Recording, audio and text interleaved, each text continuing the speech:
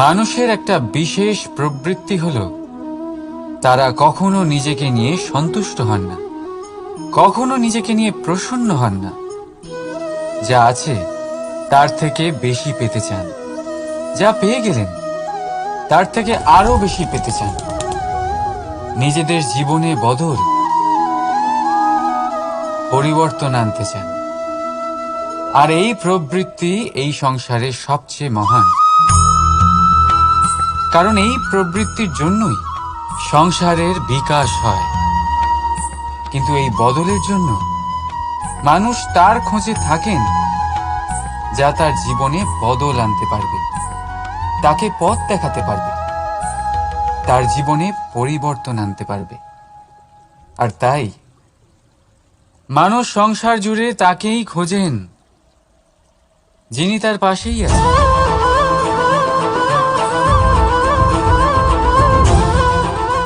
বলুন তো কে? যদি কেউ আপনার জীবন বদলাতে পারে তবে তা নয়, আত্মবিশ্বাসের হাত ধরুন। আপনার সমস্যা আপনা থেকেই দূর হয়ে যাবে। তাই ভালোবেসে বলুন, রাধা রাধা।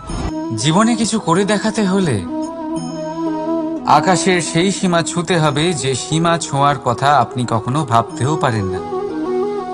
তাহলে নিজের মধ্যে এই তিনটি গুণ সম্মিলিত করুন।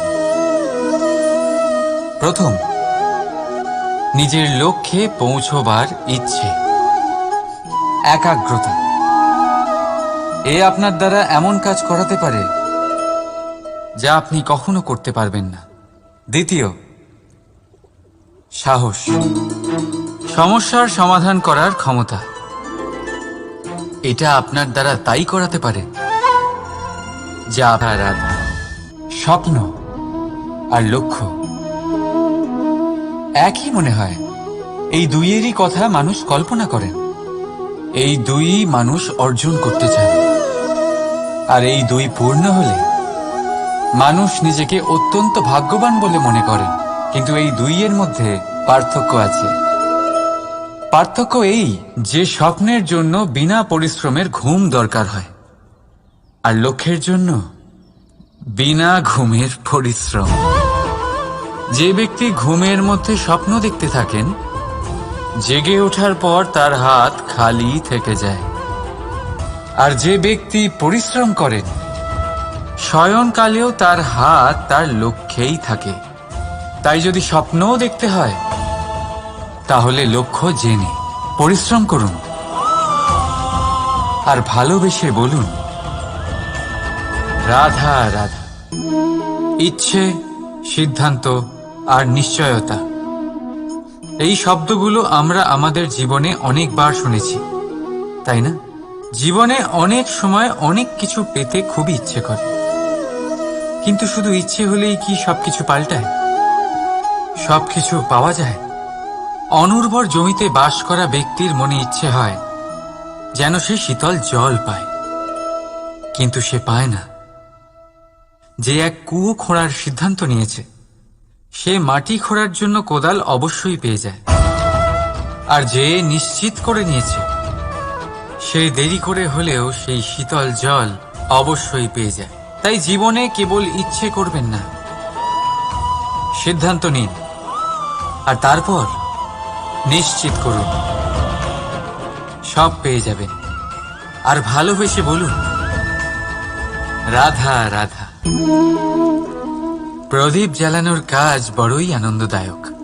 উজ্জ্বলতার এই শিখা যেন আত্মার মধ্যে গিয়ে মনে উল্লাস ভরে দেয়।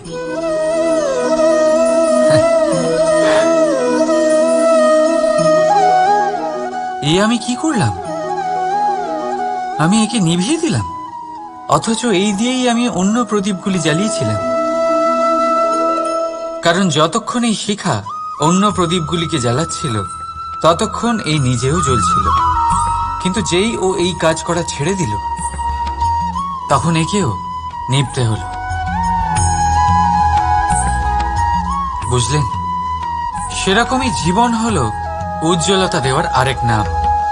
যদি জীবনে শুভ কাজ করেন, অপরের উপকার করেন, অন্যদের সহায়তা করেন,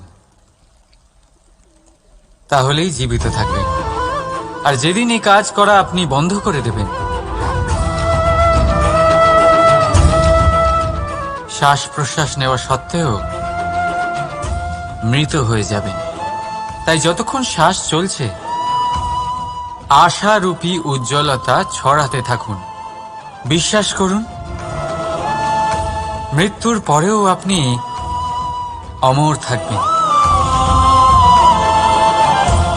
তাই ভালোবেসে বলুন, রাধা রাধা। যবে থেকে জীব প্রাণের অস্তিত্ব পেয়েছে, তবে থেকেই আরো একটি শব্দ জন্ম লাভ করেছে, সংঘর্ষ। জন্মলগ্ন থেকেই মানুষকে বাঁচার জন্য সংঘর্ষ করে যেতে হয়। কখনো নিজের লক্ষ্যে পৌঁছবার জন্য সংঘর্ষ করতে হয়, আর কখনো যা পেয়েছেন তাকে রক্ষার জন্য সংঘর্ষ করতে হয়। কিন্তু প্রত্যেকে একই অভিযোগ করে যে সংঘর্ষ করার সময় ভীষণ কষ্ট হয়। আপনি যোদ্ধা হলে প্রহার আপনাকে সহ্য করতেই হবে। সাঁতার শিখতে হলে জলে আপনাকে প্রবেশ করতেই হবে। পায়ের তলায় তাদেরই কড়া পড়ে যারা রোজ হাঁটেন, আর যারা হাঁটেন তারা নিজেদের লক্ষ্যে অবশ্যই পৌঁছন। তাই মনে রাখবেন,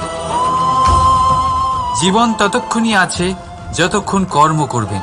তাই সংঘর্ষ করতে থাকুন, কষ্ট ভুলে যান, আর আমার সাথে ভালোবেসে বলুন, রাধা রাধা। মন, মানুষ, মান, এই তিনেরই প্রারম্ভ ম দিয়ে হয়, তাই না? কিন্তু আজ আমরা কথা বলবো মানের বিষয়ে। মানই সেই ভাব যা আমাদের মনকে সন্তুষ্ট করে। এই কলসিতে ভরা জলের মতন, যে জল এই পাত্রতে থাকার দরুন এর অস্তিত্ব বজায় থাকে। এবার মান থেকে আসে আত্মসম্মান আর অভিমান, আর এই দুইয়ের মধ্যে তফাৎ অনেক।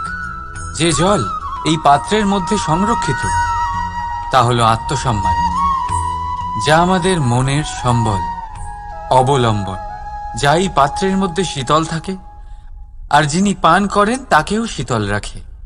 আর যে জল এই পাত্রের বাইরে উতলে পড়ে, তা হলো অভিমান, যা বাইরের উত্তাপে বাষ্প হয়ে উবে যায়। সর্বদা মনে রাখবেন, আত্মসম্মান আপনাকে দৃঢ় করে, আপনাকে শক্তি প্রদান করে, আর অভিমান আপনাকে দুর্বল করে দেয়। তাহলে কি হতে চান আপনি? আত্মসম্মানী নাকি অভিমানী? সিদ্ধান্ত আপনার। রাধা রাধা। পড়ে যেতে কোনো আপত্তি নেই, শুধু পড়লে পড়ো সেই জলের ফোঁটার মতো যা এই সংসারকে জীবন দান করে। আর সেই ওঠার মধ্যেও কোনো কৃতিত্ব নেই, যেখানে অন্য কারোর কাঁধের ওপর পা রেখে উঠতে হয়। নিজের অস্তিত্ব হারাতে কোনো ক্ষতি নেই, যদি তা সেই বীজের মতো হয় যা এক নতুন গাছের অস্তিত্বকে জন্ম দেয়। কিন্তু সেই অস্তিত্বের জন্মে কি লাভ যা অন্য কারোর স্বপ্নকে নস্যাৎ করে তৈরি হয়? ক্রোধে, যা আপনাকে ভিতরে ভিতরে নষ্ট করে দেবে।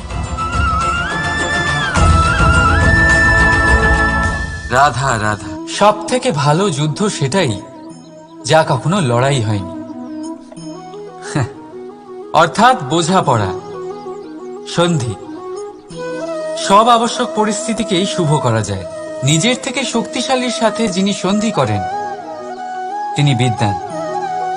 নিজের সমকক্ষের সাথে যিনি সন্ধি করেন তিনি গুণবান। আর নিজের থেকে দুর্বলের সাথে যিনি সন্ধি করেন তিনি দয়াবান। একটা যুদ্ধ আপনার একাধিক শত্রু তৈরি করতে পারে, কিন্তু একটা মীমাংসা আপনাকে একটা বন্ধু দিতে পারে। তাই হাতের মুঠো তখনই শক্ত করুন যখন যুদ্ধ এড়ানো অসম্ভব হয়ে পড়ে, নয়তো হাত বাড়িয়ে হাত মেলান, কারণ মিলনে যে সুখ, যাতনায় তা নেই। রাধা রাধা।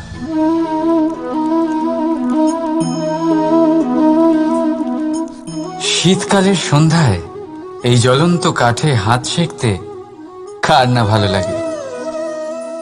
কত সময় পেরিয়ে যায় এই কাঠ সরাতে ঘোরাতে, বোঝাই যায় না।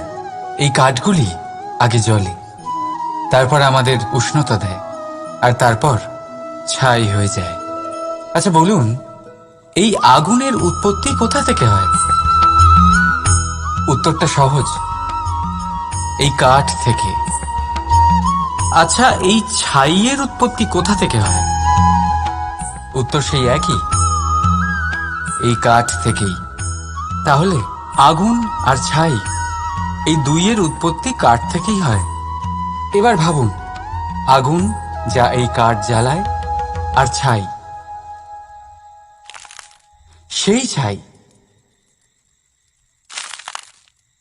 যা এই আগুন নিভিয়ে দেয়। কিছু বুঝলেন? আপনার শক্তি আপনার ভেতরেই উৎপন্ন হয়, আর আপনার অন্তরের ক্ষতিকর সেই ছাই, সেটাও আপনার ভেতরেই উৎপন্ন হয়। তাই নিজের ভিতরের উজ্জ্বলতা দিয়ে এই সংসারকে আলোকিত করতে চান, নাকি নিজের ভেতরের আধার বার করে এই সংসারে অন্ধকার আনতে চান? সিদ্ধান্ত আপনার। রাধা রাধা। জল জলই পৃথিবীতে বেঁচে থাকার জন্য আবশ্যক তো বটেই, কিন্তু এই জল আমাদের একটা অত্যন্ত গুরুত্বপূর্ণ শিক্ষা প্রদান করে। কখনো এই জলকে দেখেছেন? যে পরিস্থিতিতেই এই জল প্রবাহিত হোক না কেন, এর উপর যা কিছুই প্রভাব থাকুক না কেন, এর পথে যতই বাধা আসুক না কেন, তার মধ্যে থেকে ও নিজের পথ ঠিক বের করে নেয়, কিন্তু নিজের প্রবাহ থামতে দেয় না, ক্রমাগত অগ্রসর হতে থাকে। সেরকমই একটা শিক্ষা যেটা আমরা জল থেকে পেয়ে থাকি, তা হলো এটা: আমরা যখন জলের দিকে তাকাই তখন আমরা নিজের প্রতিবিম্ব দেখি, স্পষ্টভাবে দেখতে পাই, কিন্তু তখনই দেখতে পাই যখন এই জল শান্ত থাকে, স্থির থাকে। যদি এই জল অশান্ত হয়ে থাকে, স্থির না হয়, তাহলে আমরা এতে নিজের প্রতিবিম্ব দেখতে পাই না। এটাই আমাদের মনের সাথেও হয়ে থাকে।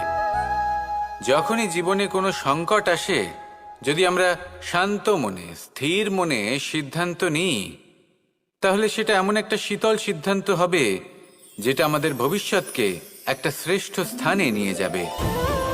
যদি এই মন অশান্ত হয়, বিচলিত হয়, পীড়িত হয়, দুঃখিত হয়ে থাকে, রুষ্ট হয়ে থাকে, তাহলে অনেক সময় আমরা এমন সিদ্ধান্ত নিই যেটা আমাদের জন্য অনুচিত প্রমাণিত হয়। যখন আপনি ক্রুদ্ধ ছিলেন বা দুঃখের বশে ছিলেন, তখন অনেক সময় হয়তো এমন সিদ্ধান্ত নিয়েছেন যেটার জন্য ভবিষ্যতে আপনি অনুশোচনা করেছেন। এবার দেখুন, এই আবেগগুলো থেকে আমরা পালাতে পারবো না, কিন্তু এই আবেগগুলো আপনার উপর কতটা প্রভাব ফেলবে সেটা আমরা অবশ্যই ঠিক করতে পারি। এই মনকে আমরা নিয়ন্ত্রণ করতে পারি। এটাই করুন, চিন্তা করুন, এই মনকে শান্ত রাখুন, স্থির হতে চেষ্টা করুন, আর তারপরে সিদ্ধান্ত নিন। আসুন আমার সাথে ভালোবেসে বলুন, রাধা রাধা। এই হিরেটা দেখতে পাচ্ছেন আপনি? লক্ষ কোটি বছর ধরে পৃথিবীর গর্ভে থাকার পরে এটা এতটা শক্ত হয়ে ওঠে, কিন্তু যখন খনি থেকে একে বের করা হয়, এটি কয়লার মতোই থাকে, সাদা, শক্ত, নিস্তেজ। কিন্তু যখন একে পালিশ করা হয়, তখন এটা তেজ লাভ করে, আর ঠিক তখনই এর মূল্য বৃদ্ধি পায়। সংসারে মানুষের সাথেও ঠিক এমনটাই হয়ে থাকে। মানুষের বুদ্ধি, মেধা, অভিজ্ঞতা সেই বছরগুলোর জন্য বৃদ্ধি পায় না যে বছরগুলো আমরা জীবনে কাটিয়েছি, বরং সেই মুহূর্ত থেকে ফুটে ওঠে যখন আমরা কষ্টের সম্মুখীন হয়েছি, বিপদের সম্মুখীন হই, সংকট পেরিয়েছি, ছলনা আর ক্লেশ সহ্য করেছি। এই জন্য যদি আপনার জীবনে আপনি সংকটের সম্মুখীন হন, বিপদ আসে, কষ্ট আসে, তাতে একেবারেই ভয়ভীত হবেন না। তাকে আহ্বান জানান, কারণ এই পরিস্থিতিগুলোই আপনাকে অভিজ্ঞতা দেবে, যা আপনাকে উন্নত করবে। রাধা রাধা। মানুষের মধ্যে এক বিশেষ গুণ পাওয়া যায়, মূল্যায়ন করার। কোনটা দামি, কোনটা সস্তা, যেটা কিনতে গেলে অনেক মুদ্রা লাগে, অনেক পরিশ্রম লাগে, সেটা দামি। যেটা কিনতে গেলে কম মুদ্রা, কম পরিশ্রম লাগে, সেটা সস্তা। কিন্তু এটাই কি সম্পূর্ণ সত্য?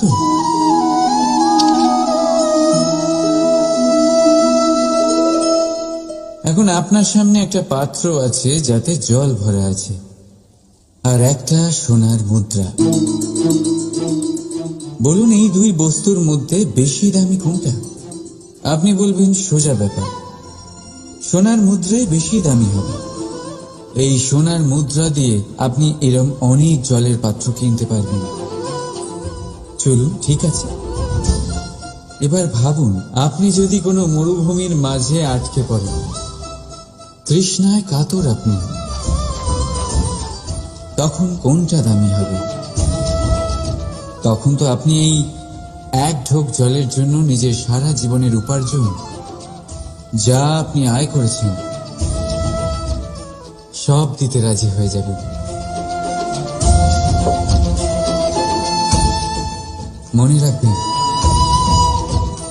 জীবনে দামি বা সস্তা বস্তু না, পরিস্থিতি হয়। আর প্রয়োজনে যা কাজে আসে, তার থেকে অমূল্য এই সংসারে আর কিচ্ছু নেই। রাধা অগ্নি। জীবনে খুব মহত্বপূর্ণ হয় এই অগ্নি। এই অগ্নি উজ্জ্বলতা হয়ে আমাদের জীবিত রাখে। কিন্তু ভাবুন, যদি এই উজ্জ্বলতা ক্রোধের অগ্নি হয়ে দিকভ্রষ্ট হয়, তাহলে কি হবে? একটা ছোট পাতা দিয়ে শুরু করে গোটা বনকে ছারখার করে দিতে পারে। ঠিক সেরকমই মানুষের ক্রোধের আগুনও অন্যদের তো ভস্ম করেই, কিন্তু তার পূর্বে স্বয়ং নিজেকেই ভস্ম করে দেয়। তাহলে কি করা যায়? কি করে নিয়ন্ত্রণ করা যায় তাকে? উত্তর হলো, তাতে জল ঢেলে দিয়ে, জলের মতো বইতে দিন নাকি। ঠিক সেইভাবে যেমন সূর্য নিজের অগ্নিকে তেজ বানিয়ে আপনার কাছে পৌঁছে দেয়। এটাই পার্থক্য সূর্যের অগ্নি আর ক্রোধের অগ্নির মধ্যে। সূর্যের অগ্নি বিচ্ছুরিত হয়ে প্রতিফলিত হয়ে আসে, আর সেই জন্যই তাকে তেজ বলা হয়। অন্যদিকে আমাদের ক্রোধের আগুনের কোনো সীমাই থাকে না। তাহলে নিজের অন্তরের শক্তিকে ক্রোধের আগুন বানিয়ে জ্বালাতে চান, নাকি উজ্জ্বলতা বানিয়ে বিস্তারিত করতে চান? সিদ্ধান্ত আপনার। রাধা রাধা। সংসারে সব থেকে কঠিন কাজ কি? কেউ বলবেন পর্বত আরোহণ করা, কেউ বলবেন সাঁতার কাটা, কেউ বলবেন আকাশে ওড়া। কিন্তু বাস্তবে সত্যি কি এগুলি কঠিন? আসলে যদি দেখা যায় তো এগুলি কিছুটা আলাদা। যে কাজ আমরা করতে অভ্যস্ত নই, আমরা তাকে কঠিন ভেবে নিই। যেমন সাঁতার কাটা আলাদা, পাহাড়ে ওঠার কলা আলাদা, আকাশে ওড়ার কলা আলাদা। যেমন কিছু মানুষ গণিত আর বিজ্ঞানকে কঠিন ভেবে নেয়, কিন্তু বাস্তবে এটা সাহিত্যের থেকে কিছুটা ভিন্ন, কঠিন নয়। দেখুন, এই সংসারে কঠিন কিছুই নেই, শুধু একে অপরের থেকে কিছুটা ভিন্ন। যেমন কোনো মানুষ হন, সম্পর্ক হোক, কারোর চিন্তাধারা বা বিচার বুদ্ধি হোক, কখনো কখনো আমরা বুঝতে পারি না, কারণ আমাদের চিন্তাধারা ও বিচার বুদ্ধির থেকে সেগুলি আলাদা। কিন্তু যদি এটা বুঝে নেওয়া যায় যে সেটা কঠিন নয়, একটু ভিন্ন মাত্র, তাহলে অনেক সম্পর্ক বাঁচানো যেতে পারে। রাধা, বলুন শ্রেষ্ঠ কে? রেশমের সুতো যিনি তৈরি করেন, নাকি তিনি যিনি এই সুতো দিয়ে বস্ত্র তৈরি করেন? নিশ্চিতভাবে যিনি বস্ত্র বানান। এবারে বলুন শ্রেষ্ঠ কে? নদী তটে মাটি ছড়িয়ে রেখে দেয় যে বান, নাকি সেই মাটি একত্রিত করে তাই দিয়ে যিনি মূর্তি বানান সেই মূর্তিকার? নিশ্চিতভাবেই মূর্তিকার। এবারে বলুন শ্রেষ্ঠ কে? দেবতা আর দানবের সেই দল যারা অমৃত পাওয়ার জন্য এই সংসারে হলাহল ছড়িয়ে দিয়েছে, নাকি মহাদেব যিনি এই হলাহল নিজে পান করে নিজের কণ্ঠে ধারণ করেন? নিশ্চিতভাবেই মহাদেব সর্বশ্রেষ্ঠ। ঠিক এইভাবেই সংসারে ছোট ছোট ব্যাপারকে যারা বড় করে দেখেন তারা শ্রেষ্ঠ হন না, কারণ ছোট ছোট খুঁটিনাটিকে দ্বন্দ্বে পরিণত করা অত্যন্ত সহজ। কিন্তু সর্বশ্রেষ্ঠ তিনিই হন যিনি নিজের বিচার বুদ্ধি দিয়ে বড় বড় যুদ্ধের অবসান ঘটান। রাধা রাধা। নদীর জল মিষ্টি হয় আর সাগরের জল হয় নোনতা, আর কোনো নালার জল দুর্গন্ধে ভরা হয়। কেন? নদীর জল মিষ্টি হয় কারণ সে সকলকে জল দেয়, সাগর জল নেয় আর তাই জন্য নোনতা হয়। আর নালা সে বওয়া বন্ধ করে দেয় আর সেই কারণেই তা দুর্গন্ধময় হয়ে ওঠে, সে কাজের অযোগ্য হয়ে ওঠে। আমাদের জীবনেও অনেকটা এমনটাই হয়ে থাকে। যদি নদীর মতন জীবনে কিছু দিতে শেখেন তাহলে জীবনে মিষ্টত্ব বজায় থাকবে। যদি সাগরের মতন ভাগ দেওয়ার বদলে শুধু সঞ্চয় করতে থাকেন তাহলে মনে তিক্ততা ভরে থাকবে। আর যদি নালার মতন বওয়া বন্ধ করে দেন, কর্ম করা ছেড়ে দেন, তাহলে কাজের অযোগ্য হয়ে যাবেন। আর সেই জন্য কোনো বিশ্রাম ছাড়াই কর্ম করতে থাকুন। আর যা কিছু আপনার কাছে আছে তাকে ভাগ করতে শিখুন। মন প্রসন্ন হয়ে বলবে রাধা। আপনি কখনো কোনো পাখি দেখেছেন? তীব্র বায়ু, ভয়ানক বর্ষা, হিংস্র জীব একাধিকবার তাদের বাসা নষ্ট করে দেয়, কিন্তু তাও সে ঝড়ের সাথে ঝগড়া করে না। সে কখনো বর্ষাকে হিংসে করে না, আর না সে হিংস্র পশুদের ওপর প্রতিশোধ নেয়। সে শুধু স্থান পরিবর্তন করে, অন্য কোনো শক্ত ডালে আবার নিজের বাসা বানাতে উদ্যোগী হয়, আর তারপর সফল হয়ে নিজের পরিবার প্রতিষ্ঠা করে। আর তারপর কিছু মাসের মধ্যেই তার ছোট সন্তানদের আকাশে ডানা মেলে উড়তে দেখা যায়।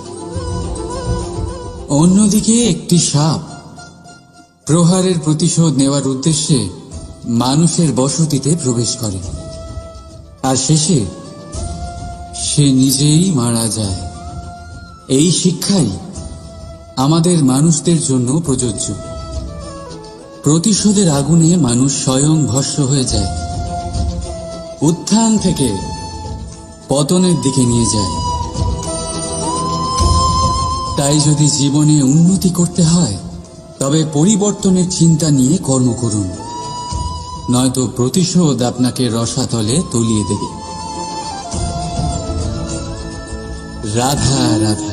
প্রকৃতি প্রত্যেক জীবকে অনুভূতি দিয়েছে যাতে সে নিশ্চল না হয়, কোনো না কোনো কর্ম করতে থাকে।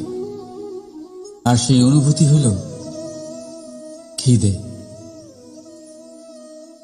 পশু পক্ষী প্রাণী পরিশ্রম করতে থাকে নিজের খিদে মেটানোর জন্য,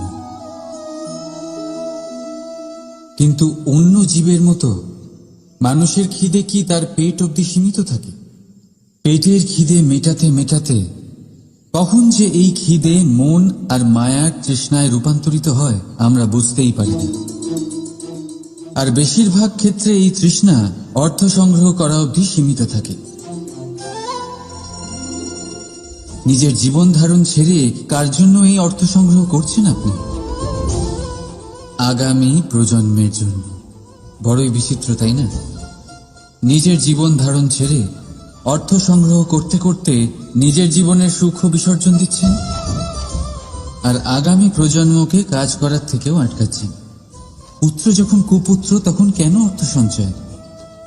পুত্র যখন সুপুত্র তখন কেন অর্থ সঞ্চয়? নিজের সন্তানকে সংস্কার দিন, অর্থ নয়। যদি সন্তান সংস্কারী হয় তখন সে নিজের এক সংসার তৈরি করবে। যদি সংস্কারহীন হয় তাহলে আপনার বানানো সংসার এমনি সে ভেঙে দেবে। জীবনে যদি কিছু সঞ্চয় করতে হয় তাহলে জ্ঞান সঞ্চয় করুন, প্রেম সঞ্চয় করুন, আর আমার সাথে ভালোবেসে বলুন, রাধা রাধা। এ হলো একটা পাতলা সুতো। ভাবছি যদি এটা দিয়ে আমি পোশাক বানাই তাহলে নিজের জন্য কত সুন্দর একটা পোশাক বানাতে পারবো। কিন্তু যদি এটা আমি... চিন্তা করবেন না।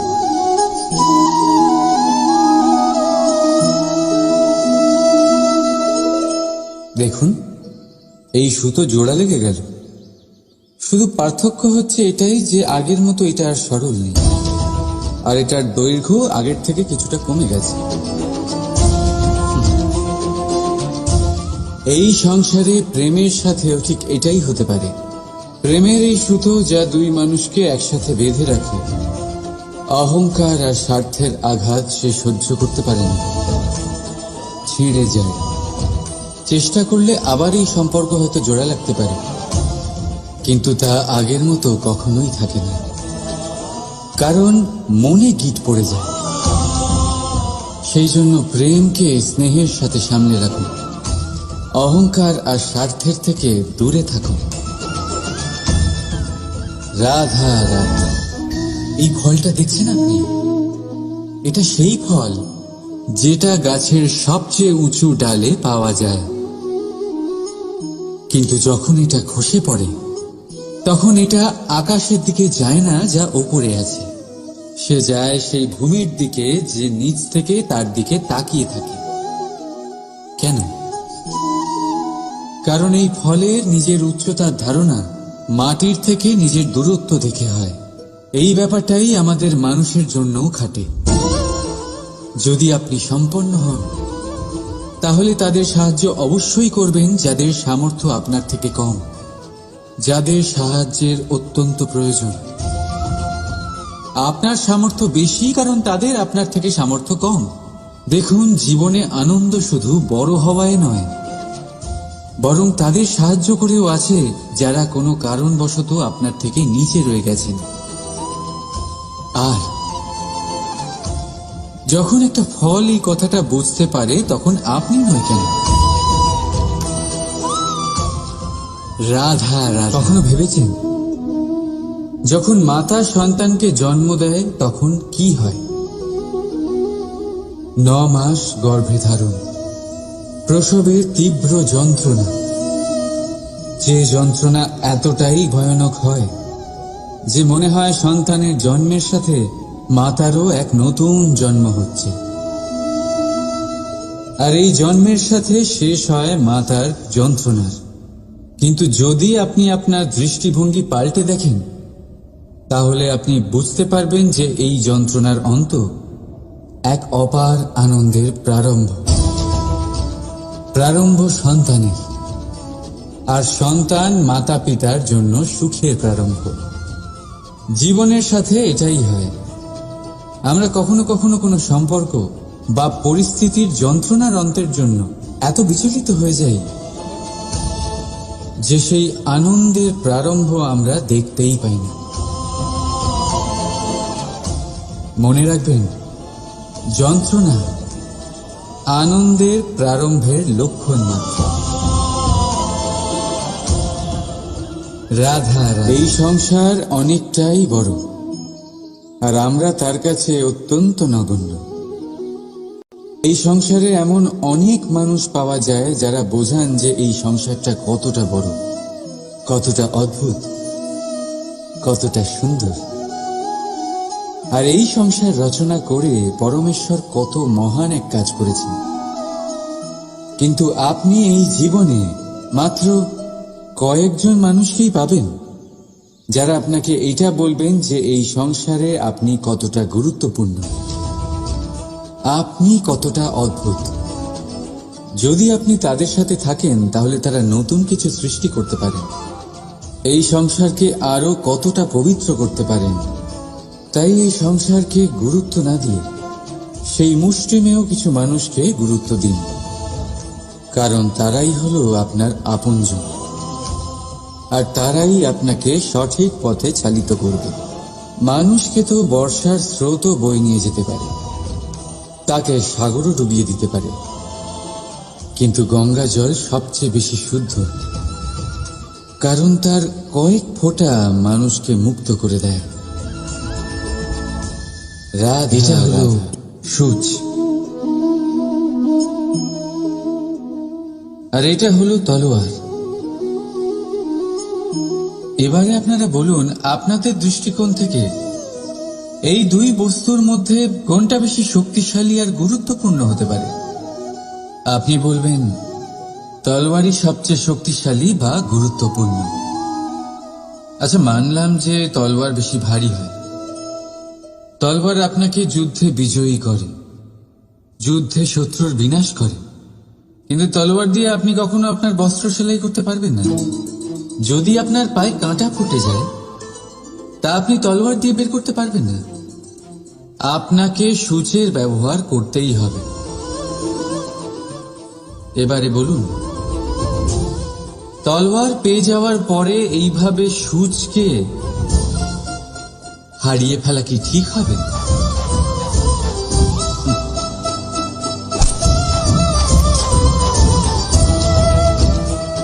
ঠিক সেইভাবেই জীবনে সম্পন্ন বন্ধু পাওয়ার পরেও আপনার সেই বন্ধুদের হারাবেন না যারা কম সম্পন্ন, দরিদ্র, কারণ তারা আপনার সাথে তখন ছিলেন যখন আপনি কিছুই ছিলেন না, আর জীবনে দরকার পড়লে তারাই আপনার কাজে আসবে, সম্পন্ন বন্ধু নয়। তাই যাকে ভালোবেসেছেন তার সাথে বন্ধুত্ব পালন করুন, চিত্ত আনন্দে জেগে উঠবে। রাধা রাধা। মানুষের জীবন কি? আপনি বলতে পারেন জন্ম আর মৃত্যুর মধ্যেকার সময়। আর মৃত্যু কখন হয়? যখন মানুষ শ্বাস নেওয়া বন্ধ করে দেয়, হাত পা নাড়ানো বন্ধ করে দেয়, ভাবা ছেড়ে দেয়। এমনটা নয়, মানুষের অন্তর, তার মৃত্যু তখনই হয় যখন তার অন্তরের করুণা শেষ হয়ে যায়। করুণা সেই ভাব যা মানুষকে মানুষ করে তোলে, যা এক মানুষকে আরেক মানুষের কষ্টে তার প্রয়োজনীয়তা অনুভব করে, আর সেটাই তাকে শক্তি দেয় অন্য কাউকে সহায়তা করার জন্য, তাকে পাত্র করে এই সৃষ্টির নিয়ন্তা হবার জন্য। দেখুন, এই সংসারে মৃত্যু কেবলমাত্র একবারই হয়, তাই তার আগে কেন মরব? এই করুণাকে কেন মারব? নিজের মনুষ্যত্ব বজায় রাখুন, মৃত্যুর পরেও আপনি জীবিত থাকবেন। রাধা। সময় বড়ই বিচিত্র অনুভব দেয়। যখন অপেক্ষা করছেন তখন অনেক লম্বা হয়ে যায়, প্রতিটা মুহূর্ত একটা গোটা দিনের মতো মনে হয়। ঠিক সেইভাবেই যদি কোথাও যেতে দেরি হয় তখন সময় দৌড়তে থাকে, প্রসন্নতায় বয়ে যায় আর নিরাশায় থমকে যায়। আপনদের সাথে থাকলে সময়ের খেয়ালই থাকে না, শত্রুদের সাথে থাকলে সেই সময়ই খারাপ হয়ে যায়। কিন্তু এটাই কি সত্যি বাস্তব? না, সময় তো সময়ই হয়, নিজের গতিতেই চলে সে। শুধু সেই গতির আভাস আমাদের মানসিক অবস্থা অনুযায়ী বদলে যেতে থাকে। তাই এই সমস্যা সময়ের নয়, আমাদের মানসিকতা। তাই নিজেকে খুশি রাখুন, অন্যদেরও খুশি রাখুন। আগের সমস্ত ঘটনা ভুলে যান আর একটা উজ্জ্বল ভবিষ্যতের দিকে অগ্রসর হন। সময় সব সময় ভালোই লাগবে। প্রেম করুন সবার সাথে, সময় সব সময় সুখেই কাটবে। রাধা রাধা।